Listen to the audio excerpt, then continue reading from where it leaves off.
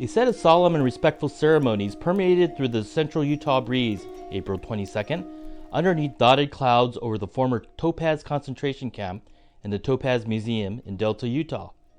The peaceful ceremonies served as a contrast to the sudden and violent death of Japanese immigrant James Hatsuaki Wakasa, who was shot and killed near the fence of the former prison camp while walking his dog 80 years ago.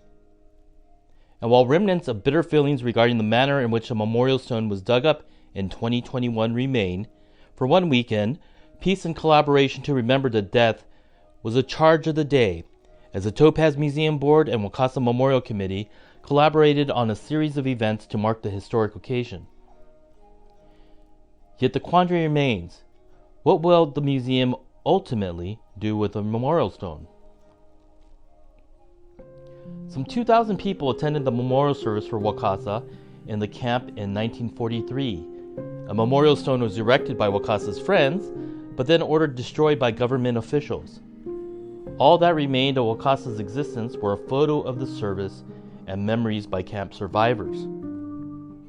But then a detailed map of the memorial's potential location was discovered by researcher Nancy Ukai at the National Archives in Washington, D.C. in 2015. But I knew that it was important because it was so detailed. It was down to the inch, and there were drawings of sagebrush and floodlights, and of course the blood spot, and it was marked the guard tower. And so I put it away, but and didn't use it until 2020, when there were protests for Black Lives Matter, and I thought, let's write a story about this monument that wasn't allowed to exist, that was erased, that was demolished. And I put the map in thinking that it was demolished. Ukai wrote an article on the 50 Objects website that she manages. And I put the map in thinking that it was demolished, not knowing that archaeologists would take that diagram and with their 100-yard tape find it. But it turned out that instead of destroying the memorial, it was buried in the desert. After Ukai's discovery, Jeff Burton and Mary Farrell, two vacationing archaeologists in the middle of the COVID pandemic in 2020, discovered the large stone that the administration had ordered destroyed, buried in the desert. The controversy surrounded the Delta, Utah-based museum's excavation of the thought-to-be-lost memorial to Wakasa, an Issei senior who was shot and killed by a guard in the Topaz, Central Utah concentration camp on April 11, 1943. After the archaeologists published their findings on the Japanese-American National Museum's Discover Nikkei website with detailed information on the stone's location, the Topaz Museum Board had the stone dug up on July 27, 2021 and transported to the museum. Same people could have tracked down the monument and vandalized it. The excavation, however, was conducted without any Japanese Americans or archaeologists present, and the removal was conducted by a contractor hired to clear trash from a separate part of the former concentration camp, leading to outrage from descendants. Repeated apologies, however, could not prevent shouting matches at community meetings called by the Topaz Museum Board in the Bay Area, where a number of activists formed the Wakasa Memorial Committee. The longtime head of the Topaz Museum, Jane Beckwith, would leave her position, and a new group formed to mediate the discussion with a focus on preserving the Wakasa Memorial Stone. The Wakasa Memorial Committee called for mediation over the issue, and the National Park Service and Utah State Historic Preservation Office stepped in with former Utah State Senator Janie Iwamoto. A new committee, referred to as the 333 Committee due to its equal representation of the Topaz Museum Board, the Wakasa Memorial Committee, and other neutral parties, was formed. And while the controversy at times seemed bitter, including letters back and forth in the Japanese-American press, the group that formed seemed to have a quick resolve. But it really felt like a good mix of all the parties, so everyone had a place that they could communicate their concerns, their issues, and very quickly, like even the first meeting, we all reached consensus on the central issue.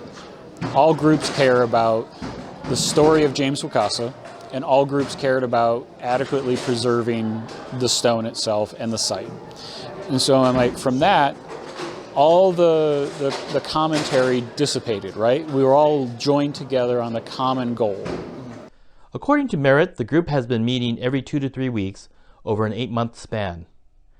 And so for 8 months we've been meeting, and it's been very much a collegial, collaborative communication, which I felt has been really powerful.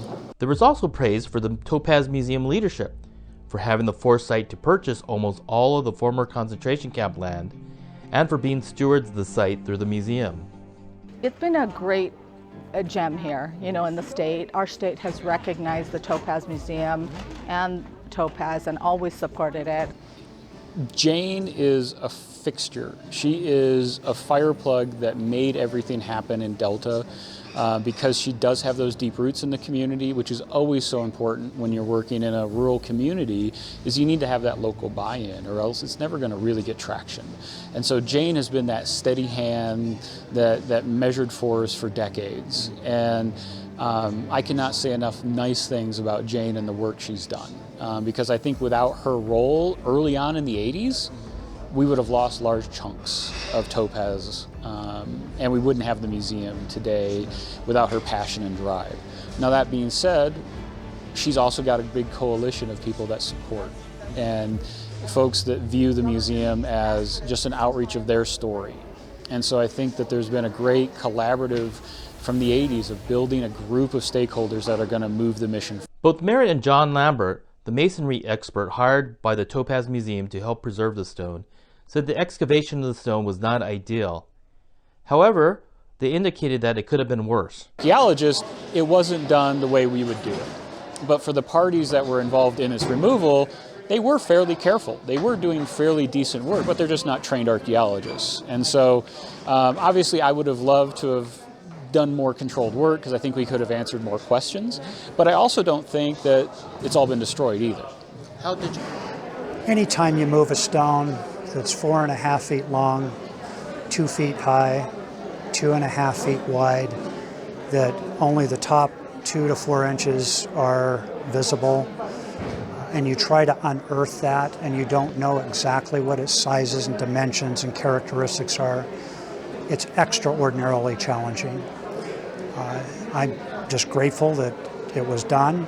It's now in a secure place. It's safe from vandalism, and it's safe from the elements. It's no longer having to bear all the trauma that the stone bears from the environmental and atmospheric forces that act upon it. And so it's in a great spot now, and that's what's most important to me.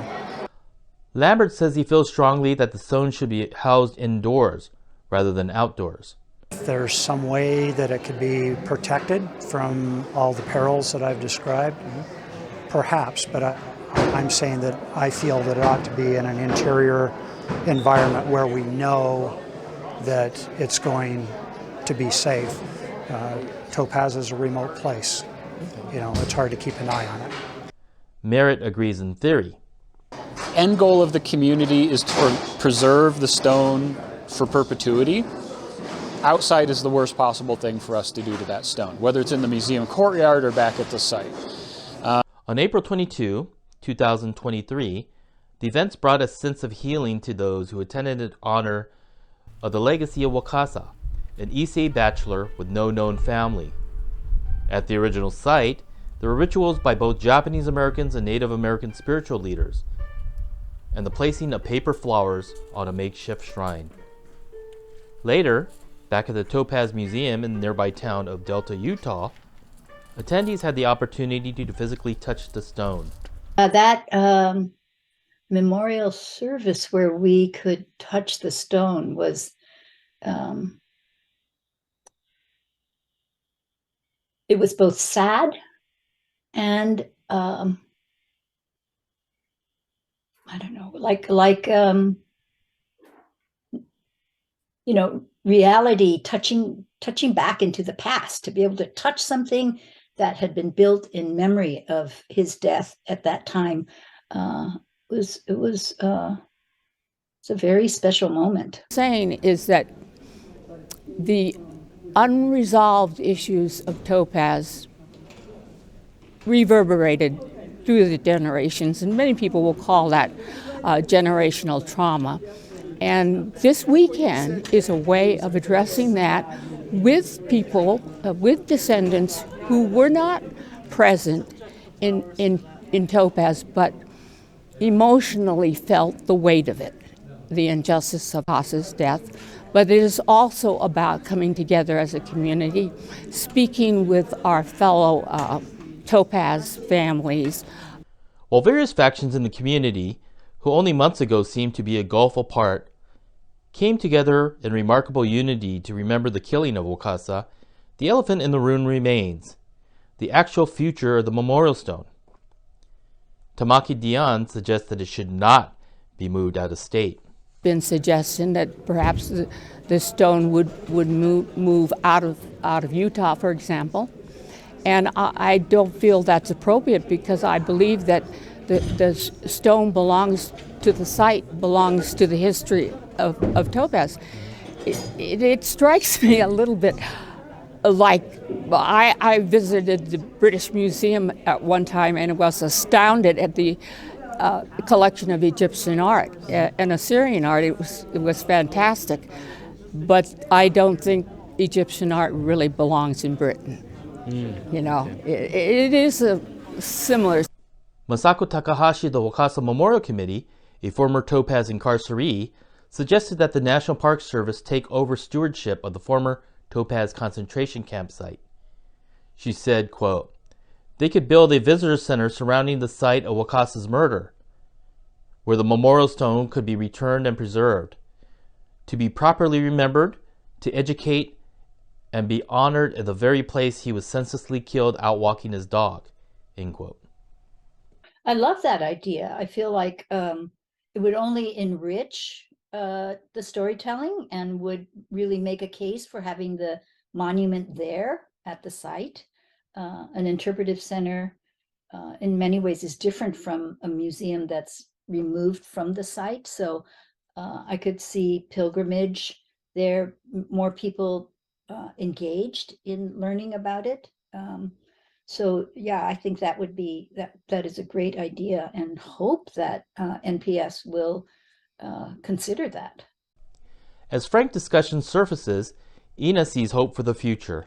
I feel like this being able to have this ceremony by being respectful of the differences. I don't know that the two groups will ever,